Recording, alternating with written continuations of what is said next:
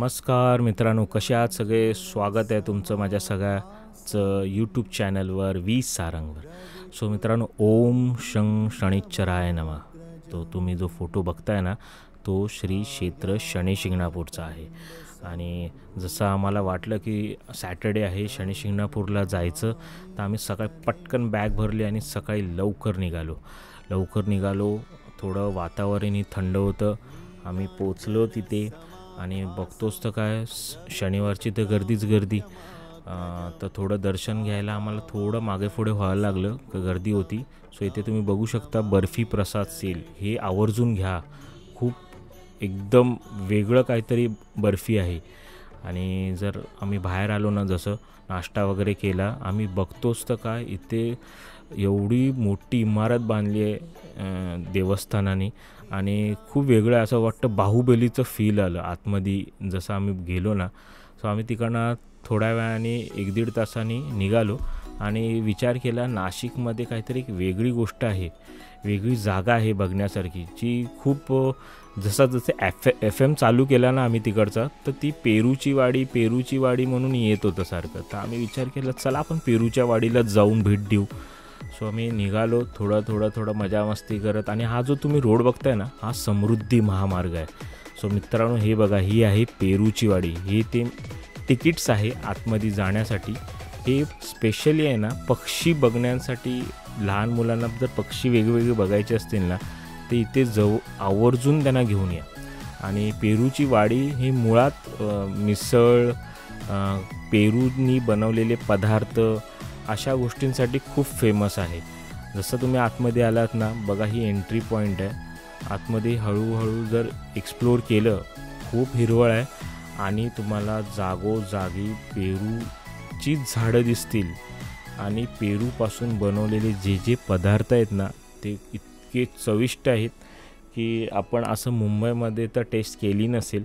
आणि जर तुम्हाला सगळ्या डिशेस टेस्ट करायचे असतील ना, तुम्ही आवर्जून करा. आणि खूप वेगळं ठिकाण आहे. आतमध्ये पेरूनी बनवलेल्या बरेच पदार्थ असे आहेत जे आपण कधी खाल्ले नाही आणि कधी बघितले पण नाही. आणि खूप भारी आहे. आणि एक्साइटमेंट असते की अशा ठिकाणी आल्यावर नवीन काहीतरी आपल्याला ट्राय करायला भेटणार आहे. त्यासाठी म्हणून आम्ही पहिला आधी थोडं फ्रेश झालो. मग आम्ही मिसळपाव वगैरे असं त्या काउंटरला गेलो. आतमध्ये एकदम व्यवस्थित साफ एकदम आहे.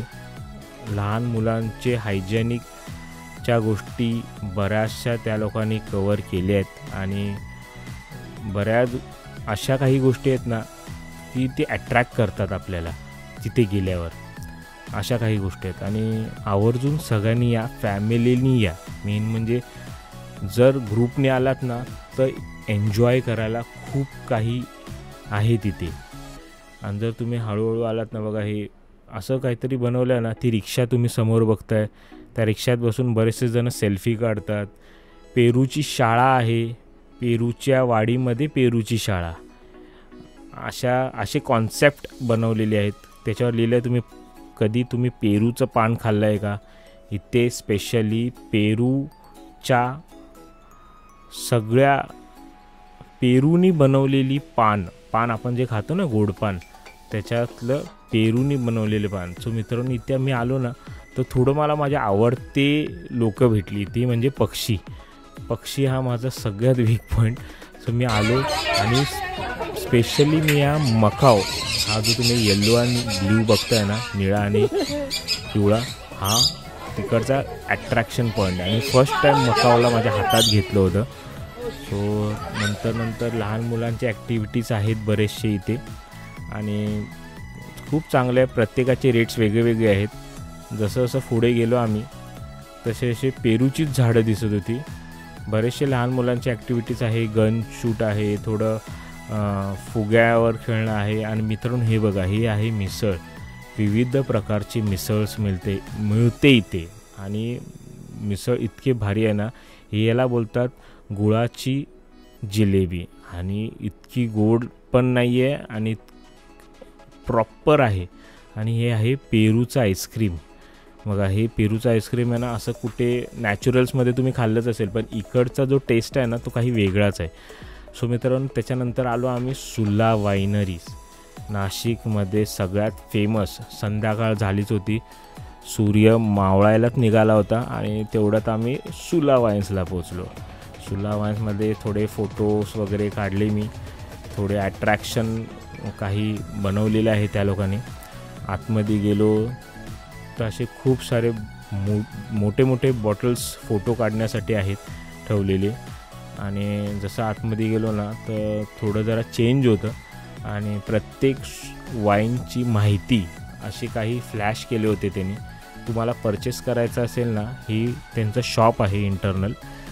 तुम्ही 1000 पर पर्सन म्हणून आतमध्ये तिकीट्स घेतात, पण ते तुम्ही यूज करू शकता. ते 1000 तिकीट्सचे 1000 रुपीजच्या तिकीटचं आतमध्ये तुम्ही परचेस करू शकता. आणि जसं तुम्ही आलात तर बाहेर असं एकदम मन मोकळं शांत बघायला भेटतं. थोडा थकलो पण होतो आम्ही. सो आम्ही आता परतीचा प्रवास करायला निघालो आणि समृद्धी महामार्गानेच वाया नाशिक रोडनी, नाशिक मुंबई रोडनी आम्ही परत निघालो. पण खूप दिवस चांगला गेला, काही वेगळं माहिती मिळाली. सो मित्रांनो, थँक्यू, धन्यवाद, परत भेटू.